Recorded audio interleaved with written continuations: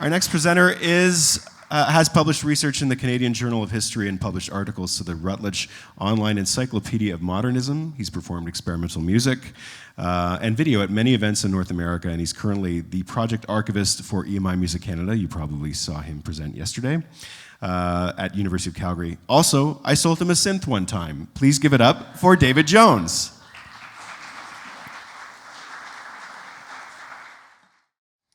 Okay, thanks very much. I'm going to be talking about this little box here. It's called the Elektron Sid Station, and it was originally released in 1997, 1998. It was designed by two students, colleagues at the Chalmers University of Technology, who made a prototype of a synthesizer that used a chip from 1982. And this is the MOS 6581 Sound Interface Device, or SID chip. And I have an example. You probably can't see it here, but this is another one. It's the sound audio hardware for the Commodore 64 computer. When the students started selling the machine, once they put it online and they had a web presence, it kind of went viral. In the early 2000s, lots of famous people bought up this machine. It was used by people like Nine Inch Nails, The Knife, lots more artists. And it sold out by 2003. They had used all the SID chips they had found, and that was the end of that run. However, in 2006, they found some more chips, and they had a run of the final 100, and then it was revised to a final 200 synthesizers, after which no more machines were ever sold. This machine was bought in 2001 from Miki Tashikana's Drum Machine Museum, which is a San Francisco-based drum machine museum, in 2001. So it's been with me for almost more than half my life. It was also bought during the time before the final run, where prices were a lot better than they were in 2006, when each device was numbered with how many there was left to go. And that's when they became pretty collectible. So why talk about this now? Well, it is I went ahead too. Oh no, that slide's not there. Okay, well, why talk about this now? Well, it's the 40th anniversary of the Commodore 64. It's also the 40th anniversary of the MOS 6581. And it's almost 20 years since the first run of this machine ended. So, there's a little bit of celebration there. When this came out, it was a retro modern machine. It's now its own vintage machine. And it's also been superseded by numerous hardware products that kind of put it to shame in terms of capability. So the concept and design behind the SID Station, it encompasses the interesting history of video game music composition, electronic and computer music composition, and the social interactions surrounding technology that developed from the early years of the personal computing era. We see this in various characteristics of the synth. The SID Station uses the earlier 6581 design, instead of an improved later revision, the 8580. The programming features of the synth incorporate a mini tracker, and I'm going to talk about this a bit later, but it's a type of sequencer that emerged from the demo scenes of the 1980s and 1990s that also had a deep impact on the development of electronic and computer music into the present day. At the heart of this presentation of this machine is the idea that limitations often spur creativity, that necessity or happy accidents are the mothers of invention, and that what is novel can become novelty. Oh, there's that slide I wanted. Sorry. Okay, an archival detour. As Adam mentioned, I'm an archivist. And so, there's an issue here, and then kind of implied in this presentation is the argument that preserving technology and the knowledge and social practices surrounding those devices that are deemed to have outlived their purpose is important, as they continue to have value and relevance to the present and future. In reality, this chip is probably the most hacked, most obsessed over microchip amongst the various communities that got interested in it in terms of sound and music technology. So what is 8-bit? Well, 8-bit is used to define an era in technology, and usually this is the first few years of the personal computing and arcade eras.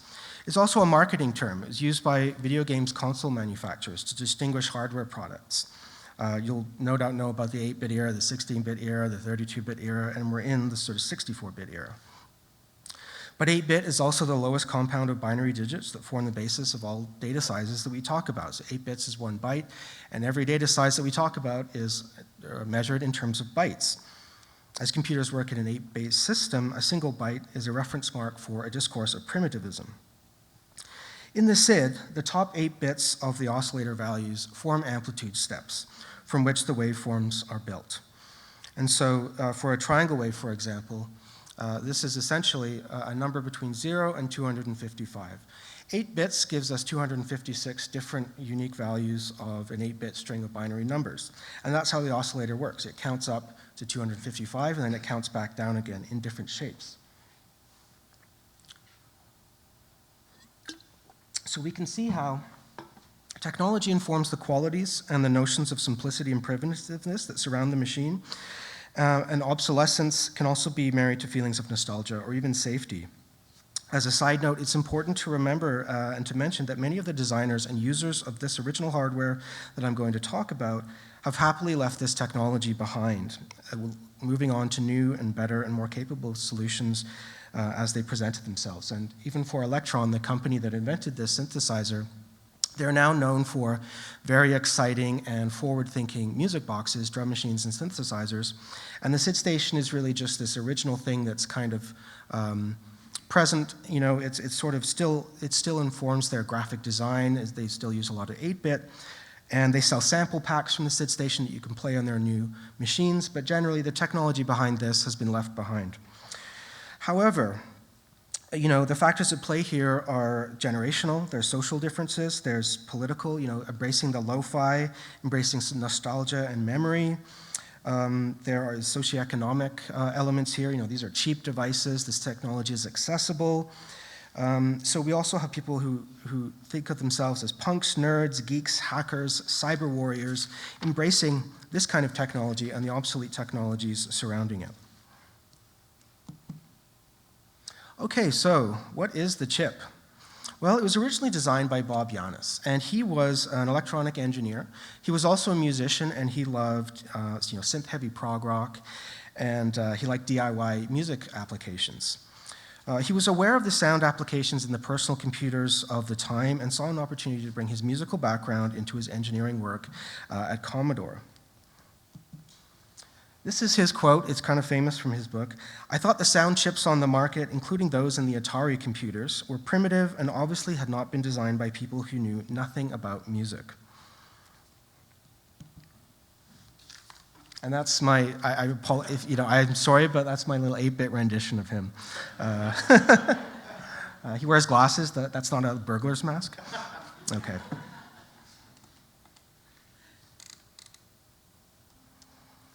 So, you know, he mentions Atari in particular because, you know, Atari video games were made for fun. You know, these were video game systems that you'd think the sound and the music in there would be inspiring, but of course he says, no, this is horrible. You know, you have things that just use this basic kind of pulse tone, and your music might just be these meandering kind of musical intervals.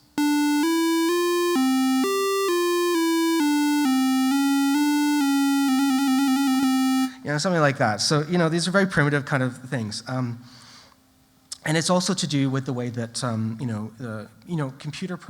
personal computing at this time was really marketed around the graphics, the appeal of the visual elements of the machine. And so when hardware designers were working on computers, you know, they designed dedicated graphics hardware. You know, this goes back to the beginning. And so they wanted to get more colors, faster response times, crisper resolutions on the screen. The sound was kind of left as an afterthought, and considering the slim resources they had, you know, the music, the sound effects, any kind of in-game play that used the audio resources of the machine was really kind of left to the smallest few bytes left over. So the Commodore 64 changes all this. Jack Tramiel, who was the founder of Commodore 64, who did that actually in Ontario, Canada, wanted this computer to be a creativity machine, marketed towards creators. And so sound and video operations were given their own chips. The VIC-2, which was a successor to the previous machine, VIC-20 hardware, and the SID were both included on the machines. So we had video and audio dedicated chips, and Vic and Sid were the siblings living on the data board. So when Janis designed the chip, he did it according to pretty familiar subtractive synthesizer specifications. A lot of writers say he was probably inspired by Moog, and especially the Mini Moog. So this is a diagram of the sound architecture of the chip, and we see that we have 3 oscillators with 3 different waveforms. I'll just play them so you get a sense of the very basic kind of nuts and bolts of this synth. This is the pulse wave. It also has variable pulse wave modulation, so you can change that sound. This is the triangle wave, sort of a softer, almost sine wave-like sound. And then here is the saw wave, very pure tones. Here is the noise wave. And this is interesting because its sound is pitchable. So if I go up some octaves, it seems brighter. We go down, and it's much more dark sounding. So armed with 3 oscillators, 4 different wave shapes, there was also implemented 3 different amplitude modulators for each sound. So the purpose behind this, and this is a little bit different than your basic 3 oscillator monosynth, is that instead of stacking the sounds up and having sort of a chunky sound, the idea was that the 3 voices could play kind of like a trio, and there'd be musical, each voice would come in and out with its own amplitude modulator, creating kind of little songs, little sort of trio compositions. It also featured oscillator sync, so each oscillator could be synced, hard synced to its neighboring oscillator, allowing for complex waveforms. Also, there was a ring modulator added, which allows for inharmonic kind of metallic sounds, really good for sound effects. And an interesting thing, if you look at the bottom, there were 2 pots, 2 pins on the chip that were designed to have external controllers, so a variable resistor could be added there. And the idea was that, you could have a gain paddle, kind of change the sound. But, and as is noted in the original datasheet, this could be used in a low-cost synthesizer package. And these kind of, back when it was originally designed, there was this idea, we can build a synthesizer around this SID. It being low cost, however, was not the reality.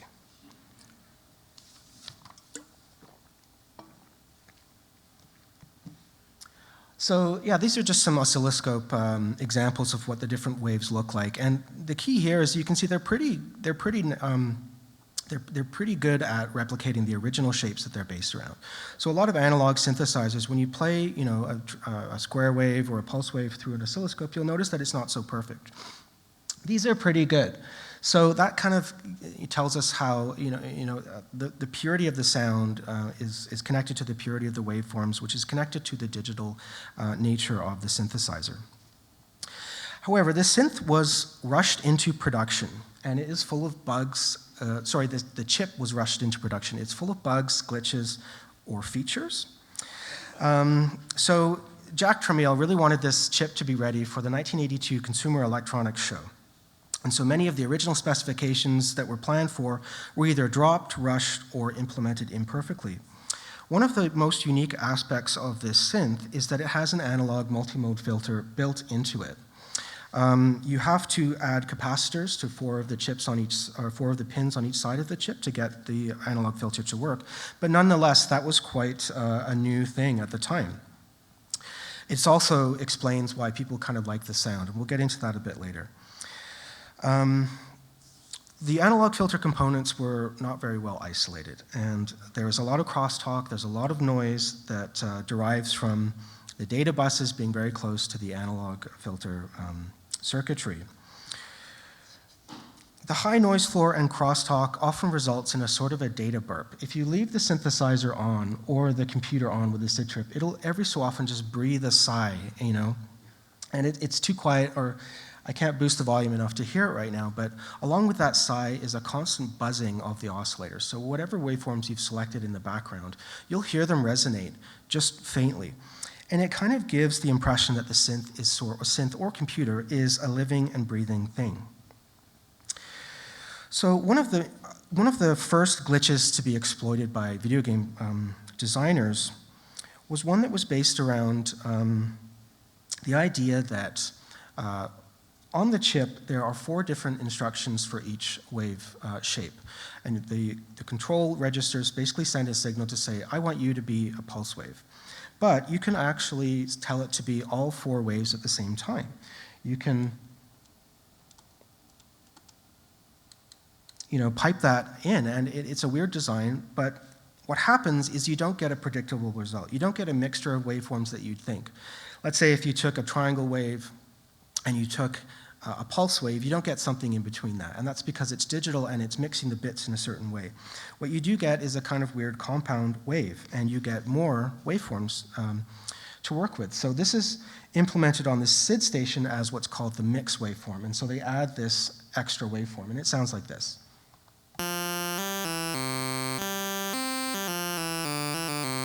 Sort of a weird buzzy kind of sound, but it does give us a whole other waveform.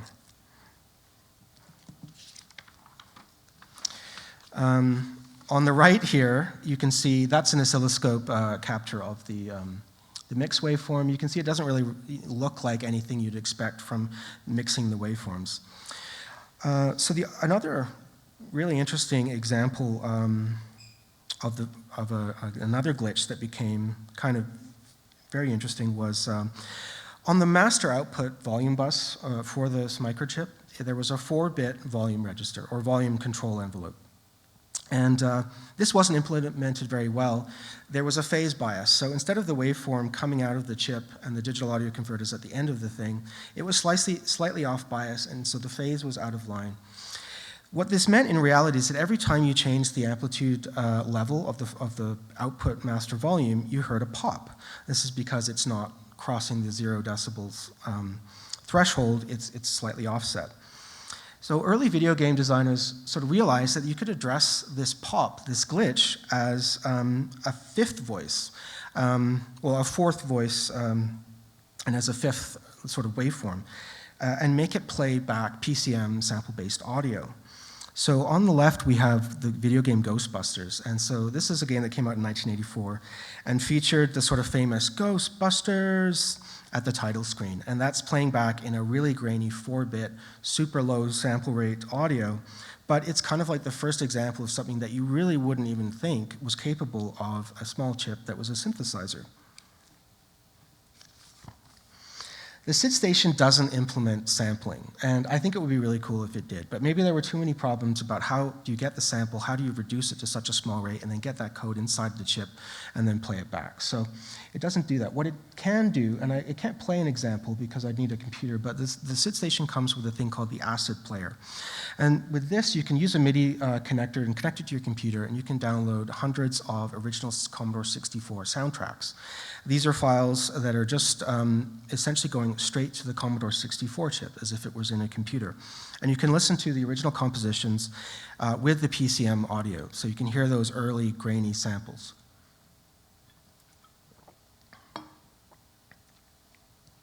So how did you make sound with the SID chip? When it was originally released, actually this slide is just a quick example of the chip, the kind of pinout you get, and then some of the control registers for the functions of the chip that you address. And you do that with code. And at the beginning, you're supposed to do that with the BASIC that came with the Commodore 64.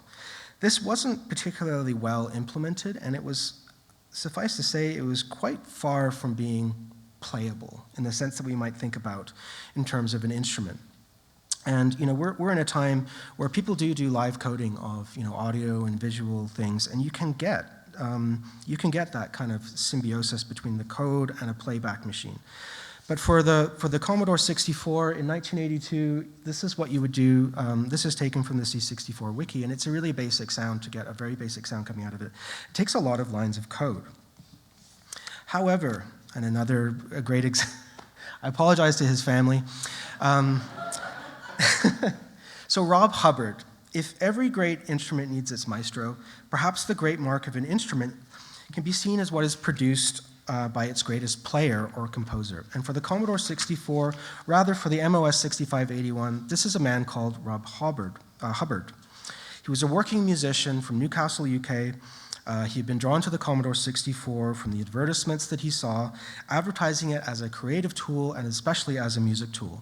And these are a couple screenshots from Commodore 64 commercials. You can see music coming out of the machine. You can see some score happening on the right. Interestingly, a lot of the commercials feature children. Maybe Rob Hubbard has a child at heart, but usually the adults were showed using databases or graphing or tax calculators. Nonetheless, as many musicians at the time, he had to, second jobs, and he started developing music for video games. Now, he developed a lot of his own compositional techniques for the chip that allowed him to create some of the most celebrated soundtracks from the early bit era, so the early 8-bit era. But Rob Hubbard worked directly in machine code. He didn't address the chip through BASIC. He started to write in machine code in assembly language, and he started to create his own, basically his own drivers, essentially music drivers. And he developed a workflow out of this, whereby he would actually score his ideas for the video game. He'd play them on his piano in different places, and then he would write out the entire score, or most of it. Then he would take that score and he would translate it into the direct code that the chip understood, and he would do that. Over time, he started to expedite a lot of those tasks.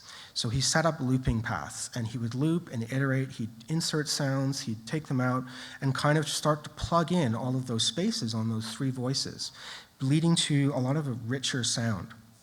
So one of the things about this method is that we're limited by three voices on the synthesizer. What Rob Hubbard is doing is he's starting to place, let's say there's a musical phrase and there's a rest in that phrase.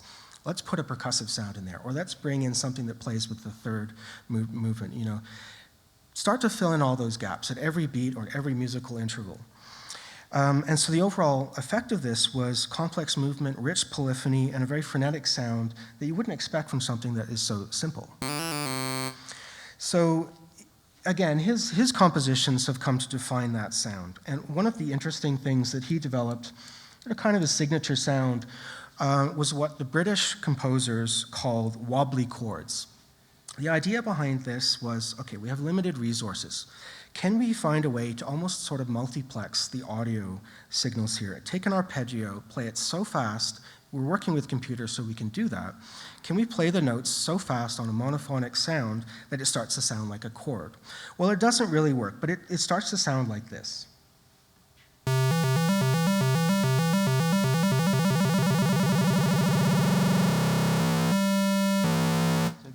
You can get really fast with it to the point where it's kind of operating at its own frequency range.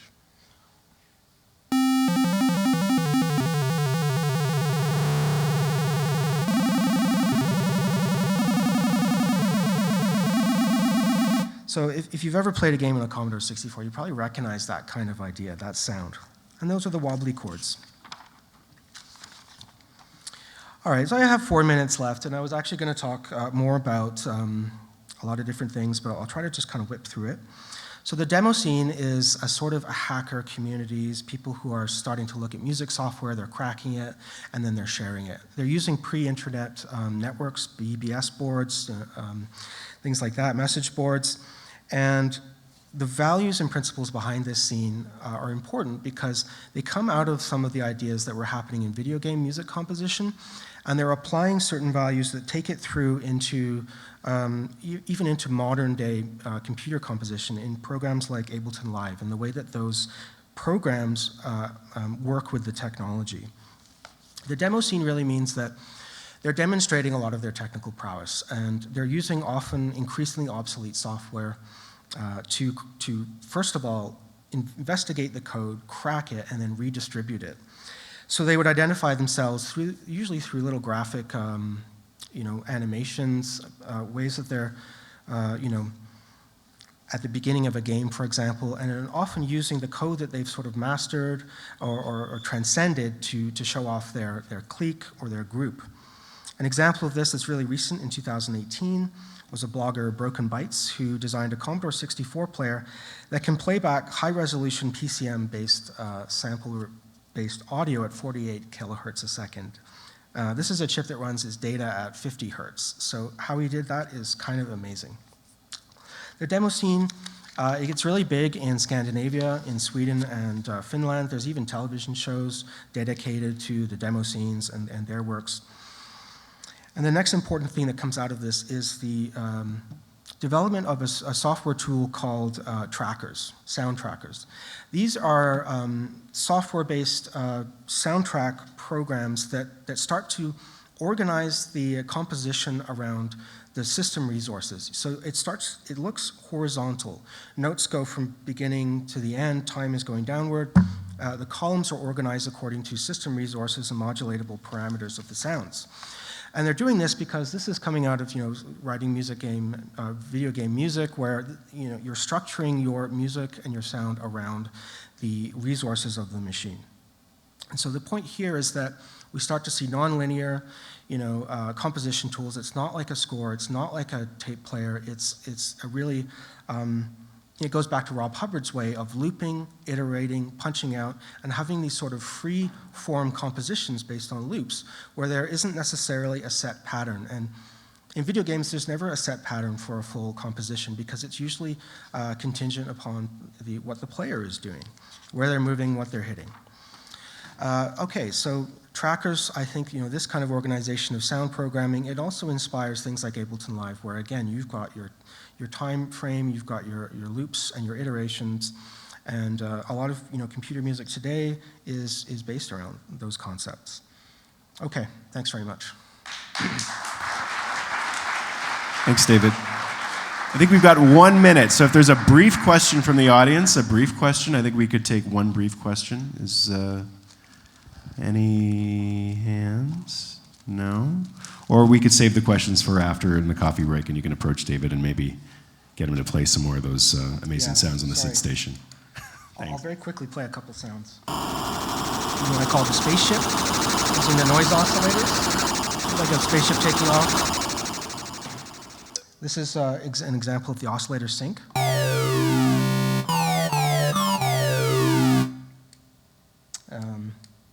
And this is the filter distortion. And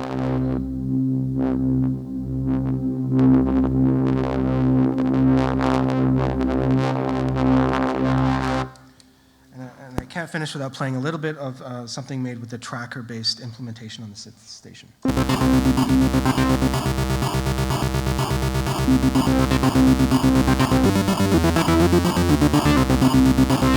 Okay, thanks very much. David Jones, everybody.